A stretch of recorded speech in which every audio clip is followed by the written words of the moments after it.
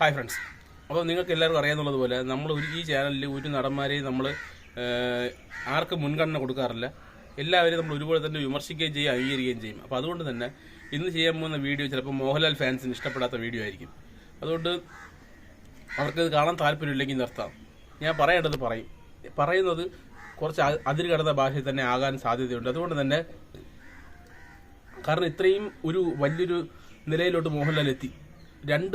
രണ്ട് മാസം കൊണ്ട് 400-450 കോടി രൂപയ്ക്ക് മുകളിൽ തിയേറ്ററിൽ കളക്ഷൻ നേടാൻ, 460 കോടി രൂപയ്ക്ക് മുകളിൽ തിയേറ്ററിൽ നിന്ന് കളക്ഷൻ നേടാൻ വേണ്ടി എമ്പുരാനും തുടരുമെന്നുള്ള സിനിമയ്ക്കും കൂടെ സാധിച്ചു. മലയാള സിനിമയ്ക്ക് മൊത്തത്തിൽ തന്നെ 1000 കോടി രൂപയ്ക്ക് മുകളിലാണ് ആപ്പട കളക്ഷൻ ഒരു വർഷം കിട്ടുന്നതെങ്കിൽ 2 മാസം കൊണ്ട് 460 കോടി രൂപ ഒറ്റയ്ക്ക് നേടി മോഹൻലാൽ എന്ന് പറയുന്ന പ്രതിഭ പുള്ളിയുടെ ആ ഒരു കഴിവ് തെളിയിച്ചു കഴിഞ്ഞു. ബോക്സ് ഓഫീസ് പവറും ക്രൗഡ് പുള്ളിങ്ങും പുള്ളി തെളിയിച്ചു കഴിഞ്ഞ സാഹചര്യത്തിൽ നിൽക്കുന്ന സമയത്ത് പഴയ കാലഘട്ടങ്ങളെല്ലാം നമുക്ക് മറക്കാം, ലാലേട്ടൻ്റെ പുതിയ കാലഘട്ടത്തിലോട്ട് വരാം എന്നുള്ള ഇതിൽ ഫാൻസുകാർ പോലും പഴയ സിനിമകളൊക്കെ, പഴയ ഒരു 4-5 വർഷം കൊണ്ടുള്ള സിനിമകളെല്ലാം മറന്ന് ഈ 2 സിനിമകളെ തോളിലേറ്റ് കൊണ്ടു നടക്കുന്ന സാഹചര്യത്തിൽ ലാലേട്ടൻ പോയി ഒരു അവാർഡ് കൈപ്പറ്റിയ കാര്യമാണ് ഇന്ന് പറയാൻ പോകുന്നത്. ഒരു അവാർഡ് എന്ന് പറഞ്ഞാൽ വെറും ഒരു അവാർഡല്ല, മികച്ച നവാതക സംവിധായകനുള്ള അവാർഡ്. അത് ഏത് സിനിമയ്ക്കാണ്? മോഹൻലാൽ ഒരു സിനിമയിൽ സംവിധാനം ചെയ്തിട്ടുള്ളൂ. അതെന്ന് വെച്ചാൽ ബറോസ് എന്ന് പറഞ്ഞ സിനിമയുടെ സംവിധാന മികവിനാണ് മോഹൻലാലിന് മികച്ച നവാഗത സംവിധായകനുള്ള അവാർഡ് കൊടുത്തത്. അപ്പോൾ അത് പോയി ലാലേട്ടൻ ഒരു ഉളുപ്പില്ലാതെ പോയി അത് വാങ്ങിച്ചു. അതാണിപ്പം സോഷ്യൽ മീഡിയ മുഴുവൻ നിന്ന് കത്തുന്നത്. കാരണം ഒരു മികച്ച നടനുള്ള അവാർഡ് കൊടുക്കും തുടരും എന്ന് പറഞ്ഞ സിനിമയ്ക്ക്. ഓക്കെ, വലിയൊരു കാര്യമാണ്. കാരണം വേറെ ഒരു അവാർഡ് കൊടുക്കാൻ മോഹൻലാലിന് ആ ഒരു അവാർഡ് കൊടുത്തു എന്ന് പറഞ്ഞിട്ട് ഒരുത്തിനും ഒന്നും പറയില്ല. കാരണം അത് മികച്ച നടനാണ് ആ സിനിമയിൽ. മോഹൻലാലിന്റെ അഭിനയം കുറേ വർഷങ്ങൾക്ക് ശേഷം കാണാൻ പറ്റിയ സിനിമയാണ് തുടരും എന്ന് പറഞ്ഞത്. പക്ഷേ മികച്ച നവാഗത സംവിധായകരൊക്കെ കൊടുക്കണം എന്ന് പറഞ്ഞു കഴിഞ്ഞാൽ ചിരി വന്നില്ലെങ്കിൽ അതിശയമുള്ളൂ. നിങ്ങൾ മോഹൻലാൽ ഫാൻസ് ആണെങ്കിൽ പോലും എനിക്ക് തോന്നുന്നില്ല അത് നിങ്ങൾ സമ്മതിക്കുമെന്ന്. മോഹൻലാൽ ഫാൻസ് ആണെങ്കിൽ പോലും എത്രയോ നവാഗത സംവിധായകന്മാർ മലയാളത്തിലുണ്ട്. എത്രയോ നവാഗത സംവിധായകന്മാർ മലയാളത്തിൽ 2024 അല്ലെങ്കിൽ 2025 വന്നിട്ടുണ്ട്. അതിന് ഒരാൾക്ക് കൊടുക്കാമല്ലോ. എത്ര സിനിമകൾ മമ്മൂട്ടി തന്നെ എത്ര പുതിയ സംവിധായകന്മാരെ കൊണ്ടുവന്നു. അവർക്കൊന്നും കൊടുക്കാതെ റോഷാർക്ക് അതുപോലെയൊക്കെ എത്ര സിനിമകൾ വന്നിട്ടുണ്ട്.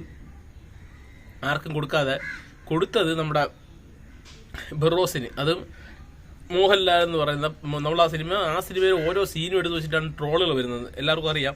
ഇങ്ങനെ കടലിലോട്ട് ഇങ്ങനെ ചാടി വരുന്ന VFX വർക്കുകൾ ചെയ്തു വെച്ചിരിക്കുന്നതൊക്കെ നഴ്സറി പിള്ളേരുടെ ലെവലിലാണ് ചെയ്തു വെച്ചിരിക്കുന്നതെന്ന് വരെ കളിയാക്കിയ ആൾക്കാർ ബറോസിന്റെ ട്രോളിൽ കൊന്നു.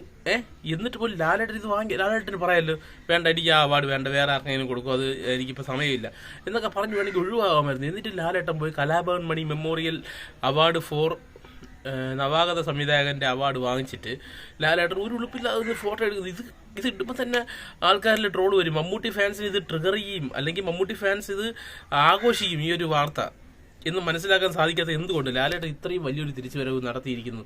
നമ്മുടെ പേരുദോഷങ്ങളെല്ലാം ഏകദേശമല്ല, പേരുദോഷങ്ങൾ ഇപ്പോൾ ഇല്ല. പഴയ സിനിമകളൊക്കെ ആൾക്കാർ മറന്നു. ഈ 2 സിനിമയുടെ വൻ വിജയം കാരണം തുടരുമെന്നുള്ള സിനിമ വലിയ വിജയമായിരുന്നു.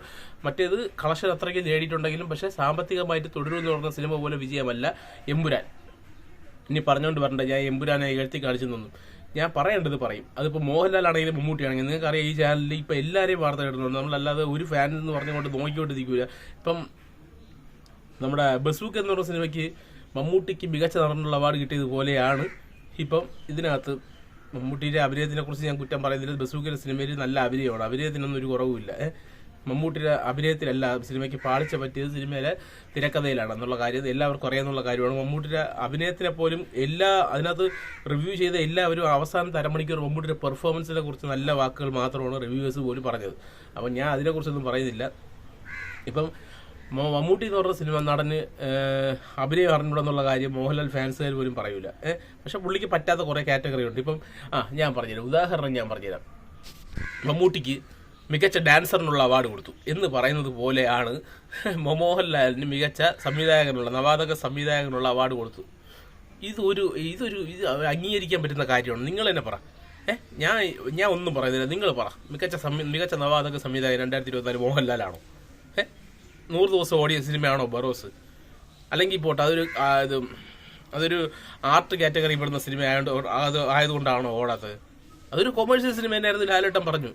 എന്നിട്ട് ആ സിനിമ കാണാൻ പോയവർക്ക് ഇഷ്ടപ്പെട്ടില്ല. എനിക്കറിഞ്ഞൂടാ. ഞാൻ പറയും, ഇത് നാണക്കേടിന്റെ പടുകുഴിയിലോട്ട് വീണ്ടും ലാലേട്ടൻ വന്ന് വീണിരിക്കുകയാണ്.